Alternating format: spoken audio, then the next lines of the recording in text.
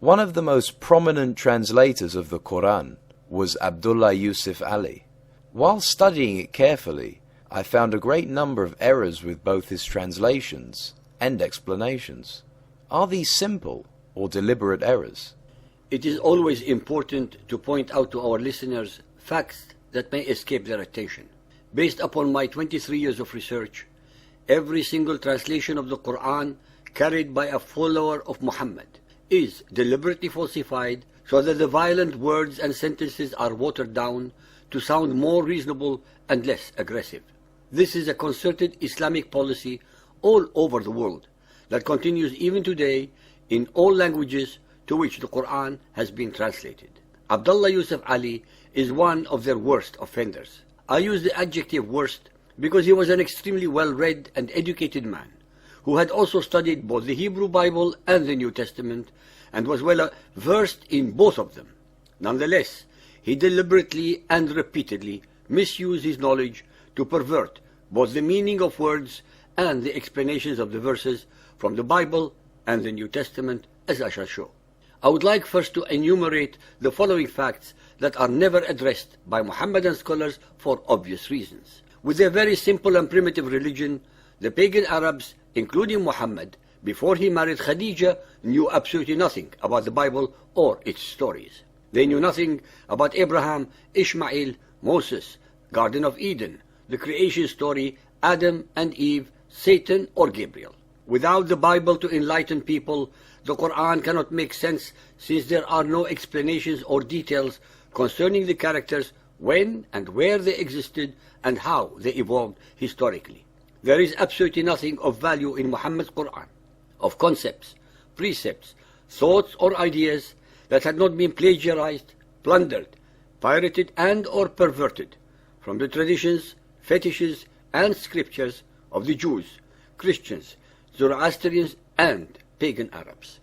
When the Quran was finally collected into a written book, it had no vowels and hence words could be interpreted into several different meanings, causing a lot of confusion. Because of the several different meanings that added to the diversity of different versions of the readings of the Quran, it was canonized by Uthman into his version and then had 6 others that were compiled by several of the best of Muhammad's companions destroyed. So much for Allah's eternal words. The early manuscripts of the Quran did not have diacritics, vowels, thus compromising the meaning of the words. The initial and medial Nun, Ta, Sa, Bi and Ya were all written in exactly the same way. Thus, the word Bayt, meaning house, could be pronounced Bint, girl, Nabt, plant, Tibin, mulch, Natub, repent. The vowels, diacriticals, necessary for the correct vocalization of the Quran were inserted by Al-Hajjaj bin Yusuf al-Thaqafi, who also added letters to the Quranic verses, thus actually altering the text as well as the meaning of the original words. Almost the entirety of the names of the biblical characters in the Quran, as well as the theological precepts and concepts, are based upon the Syro-Aramaic and Hebrew languages and are not of Arabic origin, thus are incorrectly understood and translated in the Arabic of the Quran.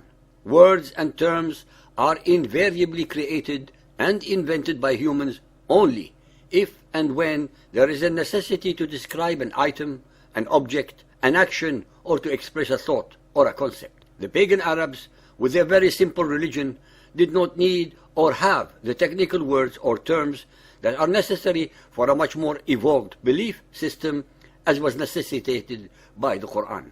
Moreover, it is invariably the dominant and more civilized power that loans technical words to a lesser one, such as that of the Arabs of the Hijaz in Muhammad's days, to describe complex precepts, concepts, and traditions. There are at least 118 of the most important religious and technical words and terms in the Quran that the Muhammadan exegetes such as Suyuti, Itqan, Al-Tabari's Tafsir al-Quran, Al-Jawaliqi's Mu'arrab, Al-Tha'labi's Kitab al-Jawahir, and others fully recognized and frankly admitted that they are not Arabic in origin, but loan words from Syriac Aramaic, Hebrew, Ethiopic, Persian, as well as Greek. Most of the loan words in the Quran are from the Syriac Aramaic of the Christian Arabs and the Hebrew of the Judaized Arabs, especially since Muhammad was acquainted with both of them through his commercial travels to Syria and his contacts with the Judaized Arabs of Medina. Example of loan words that are found in the Quran, for which the Muhammadan philologists could not find an Arabic root, are Kalala, Ra'ina, Sijin, Tasnim, Iblis, Al-Samiri, Zanzabil, Salsabil, Ahbar, Asbat, to name just a few, which are actually Aramaic in origin, and one should not find their actual meaning in Arabic dictionaries, but in Aramaic sources. The following demonstrations represent the committed agenda by Muhammadan scholars to deliberately water down, moderate, falsify, modify, and alter the meaning of Quranic words, their grammar, or their interpretation, so as to deceive the unwary and generally ignorant readers of the Quran's Arabic language regarding the actual and true meaning of these words. Al-Baqarah 2.162. Those who reject faith and die rejecting, on them is Allah's curse and the curse of angels and of all of mankind. In Quranic Arabic, إِنَّ الَّذِينَ كَفَرُوا وَمَاتُوا وَهُمْ كُفَّارُ are verbs in the past tense and not in the present or the future. But Abdullah Yusuf Ali deliberately changed them to the present and the future tenses, thus altering their meaning. On numerous occasions, the readers of Ali's Quran will discern his frustration at his inability to give the correct interpretation of a word or a verse by adding if, I think, perhaps, may mean. Taha 20.15. Verily the hour is coming, my design is to keep it hidden. Ukhfiha. In his commentary 2546, Ali tells us that ukhfi may mean either to keep hidden or make it manifest.